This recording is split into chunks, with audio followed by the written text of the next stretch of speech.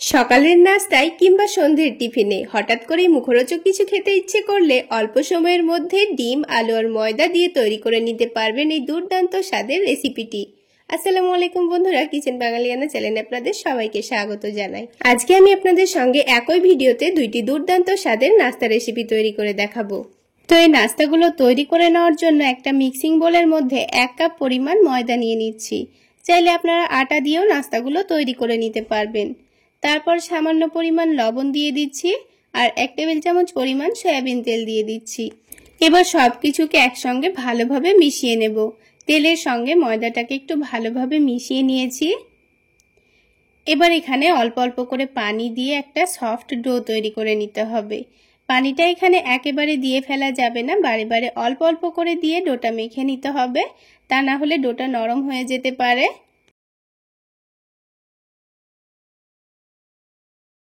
তো দেখুন, ডোটাকে বারে বারে অল্প অল্প করে পানি দিয়ে একটা সফট ডো তৈরি করে নিয়েছি। এবার এটাকে 5 মিনিটের মতো রেস্টে রেখে দেব। এবার যেহেতু নাস্তাগুলোর মধ্যে আমি আলুর পুর দেব, তাই এখানে ছোট সাইজের দুটো আলু আগে থেকে ভালোভাবে সেদ্ধ করে নিয়েছি। আলু দুটোকে একটা কাঁটা চামচ দিয়ে ভালোভাবে ম্যাশ করে নিচ্ছি। চাইলে আপনারা গ্রেটার দিয়ে গ্রেট করেও নিতে পারেন। তো আলুগুলোকে খুব ভালোভাবে ম্যাশ করে নিতে হবে, যেন আলুর মধ্যে একটুও দলাভাব না থাকে। তো আলু ভালোভাবে ম্যাশ করা হয়ে গেছে। এবার এখানে অল্প করে একটু পেঁয়াজ কুচি দিয়ে দিচ্ছি, অল্প করে একটু কাঁচামরিচ কুচি দিয়ে দিচ্ছি, আর স্বাদমতো লবণ দিয়ে দেব, আর সামান্য পরিমাণ দিয়ে দিচ্ছি চাট মশলা। তো চাট মশলা দিলে আলুর পুরটা খেতে ভীষণ ভালো লাগবে। এবার সব কিছুকে একসঙ্গে ভালোভাবে মিশিয়ে নিচ্ছি। তো আমি এখানে কাঁটা চামচ দিয়ে ভালোভাবে মিশিয়ে নিচ্ছি। তো দেখুন, আলুটা কিন্তু খুব ভালোভাবে আমাদের মিশিয়ে নেওয়া হয়ে গেছে। এবার এটাকে আমি এখন এক সাইডে রেখে দেব। তারপর আলাদা একটা বাটির মধ্যে একটা ডিম ভেঙে নেব।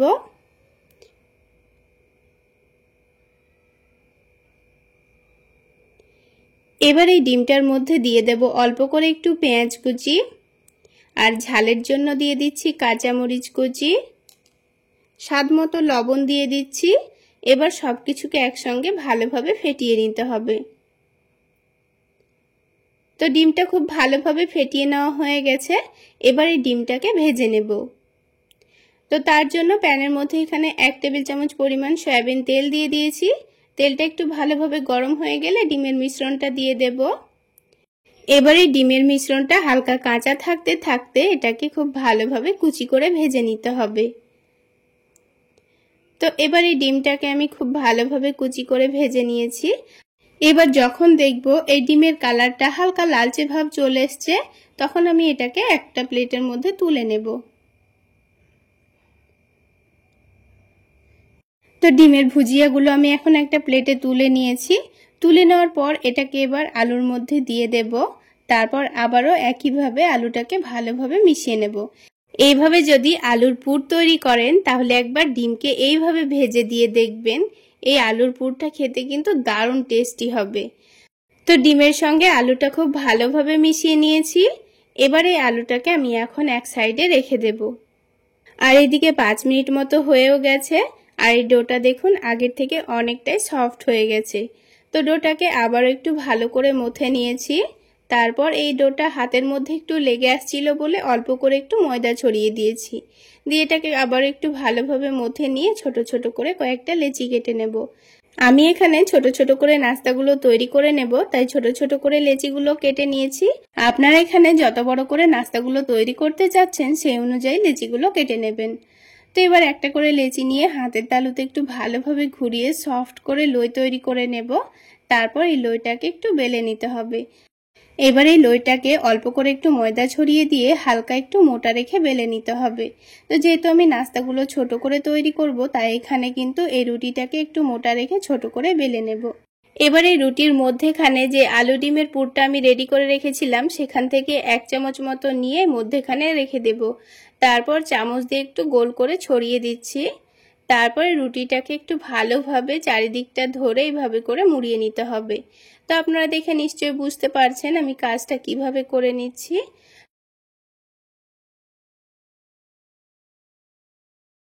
তো তো এখানে আপনারা আপনাদের সুবিধা অনুযায়ী এইভাবে করে মুড়িয়ে নেবেন। তারপর এই ওপরের অংশটা কেটে বাদ দিয়ে দিতে হবে, তাহলে নাস্তার ওপরের জায়গাটা কিন্তু খুব একটা মোটা হবে না, ভাজার সময় খেতে ভালো লাগবে। আর ওপরের জায়গাটা কেটে বাদ দিয়ে দিলে কিন্তু ভেতরের আলুর পুরটা বাইরে বেরিয়ে আসবে না।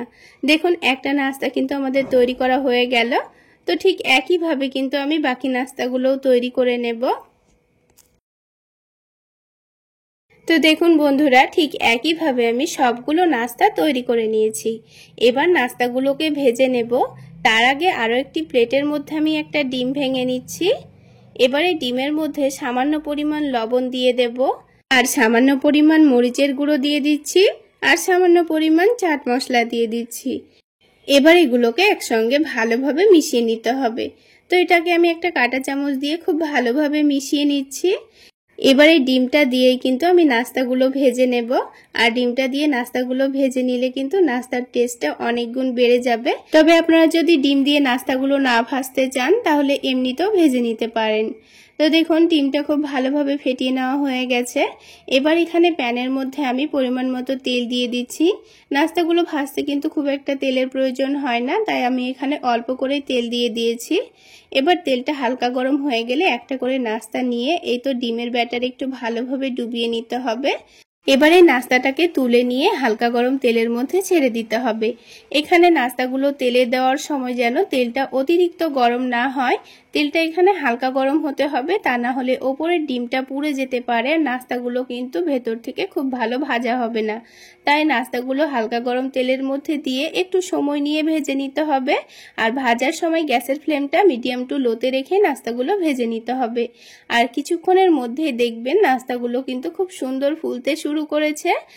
তারপর নাস্তাগুলোকে একটু উল্টে পাল্টে খুব সুন্দর একটা কালার চলে আসলে নাস্তাগুলোকে তেলটা ঝরিয়ে নিয়ে তুলে নিতে হবে। তাহলে বন্ধুরা, আজকের এই নাস্তা রেসিপি আপনাদের কেমন লাগলো অবশ্যই কমেন্ট সেকশনে জানাবেন। আর ভালো লাগলে একটা লাইক শেয়ার করে দেবেন। আর আমার এই সহজ রেসিপিগুলো যদি ইউটিউব চ্যানেল থেকে দেখে থাকেন চ্যানেলটি সাবস্ক্রাইব করে দেবেন, আর ফেসবুক পেজ থেকে দেখে থাকলে পেজটি ফলো করে দেবেন। তো দেখুন বন্ধুরা, বাকি নাস্তাগুলো ঠিক একইভাবে ভেজে নিচ্ছি। আর দেখুন কত সুন্দর ফুলকো তৈরি হয়েছে। তাহলে বন্ধুরা, আমার এই রেসিপি ফলো করে একবার হলেও এইভাবে নাস্তাগুলো বানিয়ে খেয়ে দেখবেন। খেতে এত মজার হয়, আপনারা না বানিয়ে খেলে বুঝতেই পারবেন না। চাইলে আপনারা হেলদিভাবে ময়দার জায়গায় আটা দিয়ে তৈরি করে এগুলো হালকা তেলে ভেজেও বাচ্চাদের স্কুল টিফিনেও দিতে পারবেন। খেতে ভীষণ ভালো লাগবে। তো দেখুন বন্ধুরা, সবগুলো নাস্তায় আমার তৈরি করা হয়ে গেল, আর দেখতে কতটা লোভনীয় হয়েছে। এবার আমি একটা নাস্তা আপনাদের ভেঙে দেখিয়ে দিচ্ছি।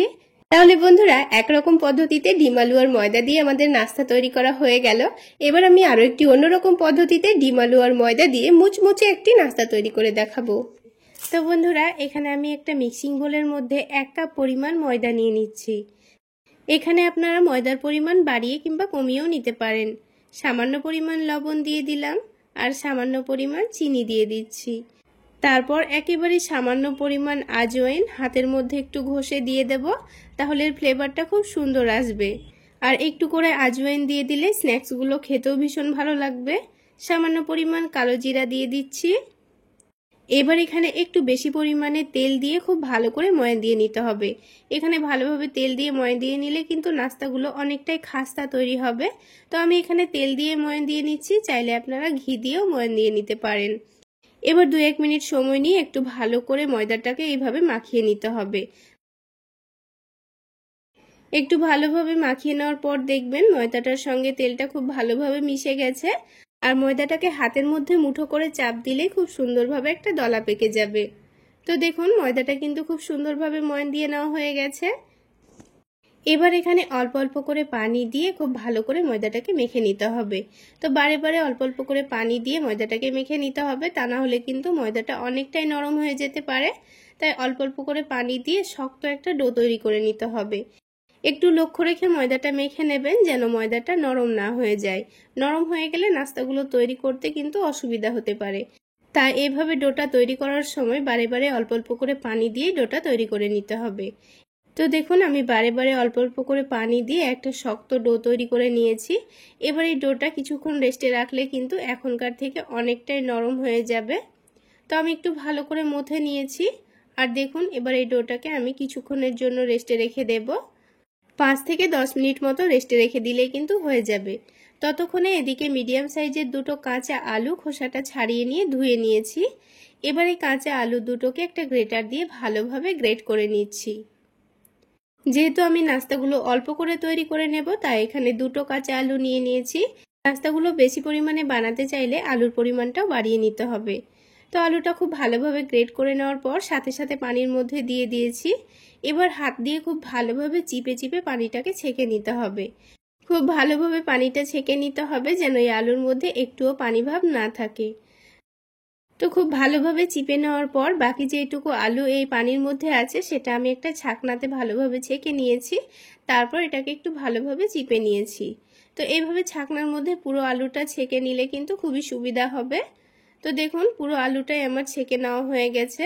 এবার এই আলুর মধ্যে কিছু মশলা দিয়ে দেব। তো প্রথমে দিয়ে দিচ্ছি চাট মশলা, তারপরে দিয়ে দিচ্ছি মরিচের গুঁড়ো, তারপরে দিয়ে দিচ্ছি সামান্য পরিমাণ হলুদের গুঁড়ো, আর সবশেষে দিয়ে দিচ্ছি ধনেপাতা কুচি। এখানে কিন্তু আমি কোনো রকম লবণ দিলাম না। এবার সব কিছুকে একটু ভালো করে মাখিয়ে নিতে হবে। তো মশলার সঙ্গে আলুটাকে খুব ভালোভাবে মাখিয়ে নিতে হবে। তারপর 10 মিনিট মতো এটাকে রেস্টে রেখে দিতে হবে, তাহলে এই আলুটা অনেকটাই নরম হয়ে যাবে আর মশলাগুলো আলুর মধ্যে খুব ভালোভাবে ঢুকে যাবে। তো দেখুন খুব ভালোভাবে মাখিয়ে নিয়েছি। এবার এই আলুটাকে আমি 10 মিনিটের জন্য রেস্টে রেখে দেব। এখানে কিন্তু এখন কোনো রকম লবণ দেওয়া যাবে না, তা না হলে আলুটা থেকে পানি ছেড়ে দিবে। তো 10 মিনিটের মধ্যে এদিকে এই ডোটাকে একটু ভালোভাবে মথে নিয়ে কয়েকটা রুটি তৈরি করে নিতে হবে। তো ডোটাকে একটু ভালোভাবে মথে নিয়ে সফট করে নিয়েছি। এবার এই ডোটা থেকে কয়েকটা লেচি কেটে নেব। তো যেহেতু আমি নাস্তাগুলো একটু ছোট সাইজের তৈরি করে নেব, সেই জন্য ছোট ছোট করে লেচি কেটে নিচ্ছি। আপনারা চাইলে বড় বড় করেও লেচিগুলো কেটে নিতে পারেন। তো দেখুন লেচিগুলো কাটা হয়ে গেছে। এবার ঢাকনা দিয়ে ঢেকে রেখে দিচ্ছি। আর একটা লেচি নিয়ে হাতের তালুতে একটু ভালোভাবে ঘুরিয়ে ঘুরিয়ে বল তৈরি করে নেব। তারপর একটা পাতলা রুটি তৈরি করে নেব। এখানে রুটিটা যত বেশি পাতলা তৈরি করবেন নাস্তাগুলো ততটাই ক্রিস্পি আর খাস্তা হবে। তো একটু পাতলা করে তৈরি করে নেওয়ার চেষ্টা করবেন। তো দেখুন এখানে রুটিটা কিন্তু আমি অনেকটাই পাতলা করে তৈরি করে নিয়েছি, আপনারা দেখে নিশ্চয়ই বুঝতে পারছেন। তো সবগুলো লেচি থেকে একটা একটা করে রুটি এইভাবে তৈরি করে নেব। আমি একটু কাছ থেকেও দেখিয়ে দিচ্ছি, দেখুন কতটা পাতলা করে আমি রুটিগুলো বেলে নিয়েছি। তো সবগুলো একসঙ্গে বেলে রেখে দিলে কিন্তু আপনাদের নাস্তাগুলো তৈরি করতে খুবই সুবিধা হবে। তো আমি সবগুলো বেলে নিয়েছি। আর এদিকে রুটিটা বেলতে বেলতে আমাদের 10 মিনিট হয়েও গেছে। আর আলুটা কিন্তু আগের থেকে অনেকটাই নরম হয়ে গেছে। এবার এখানে স্বাদ মতো লবণ দিয়ে দিলাম আর একটা ডিম ভেঙে নেব। ডিম ভেঙে নিয়ে খুব ভালোভাবে মিশিয়ে নিতে হবে। তারপর একটা একটা করে নাস্তাগুলো তৈরি করে নেব। বন্ধুরা আমি আপনাদের আরও একবার বলে দিচ্ছি, নাস্তাগুলো তৈরি করার সময় কিন্তু এইভাবে লবণ দিয়ে দেবেন। প্রথমে কিন্তু একেবারেই লবণ দিতে যাবেন না, তা না হলে আলু থেকে কিন্তু পানি ছেড়ে দেবে। তো ডিমটা মিশিয়ে নেওয়া হয়ে গেছে। এবার আমি একটা একটা করে নাস্তাগুলো তৈরি করে দেখিয়ে দিচ্ছি। সবগুলো রুটি বেলে রাখার জন্য কিন্তু অনেকটা শুকিয়ে শুকিয়ে গেছে। তো সেই জন্য আমি রুটির চারিদিকে অল্প অল্প করে পানি লাগিয়ে দিচ্ছি। এতে করে নাস্তাগুলো সেট হতে খুবই সুবিধা হবে। এবার এখানে 1 থেকে 2 চামচ মতো আলু ডিমের মিশ্রণটা নিয়ে নিচ্ছি। তারপর এখানে এক সাইডে লম্বা করে রেখে দিচ্ছি। এবার এটাকে দুই সাইডটা টেনে এনে আলুর মিশ্রণটা অল্প একটু ঢেকে দিতে হবে। তারপর নিচ দিক থেকে এইভাবে রোল করে নিতে হবে। তো আপনারা দেখে নিশ্চয়ই বুঝতে পারছেন আমি কিভাবে রোলটা করলাম। তো আপনাদের বোঝার সুবিধার্থে আরও একটা দেখিয়ে দিচ্ছি।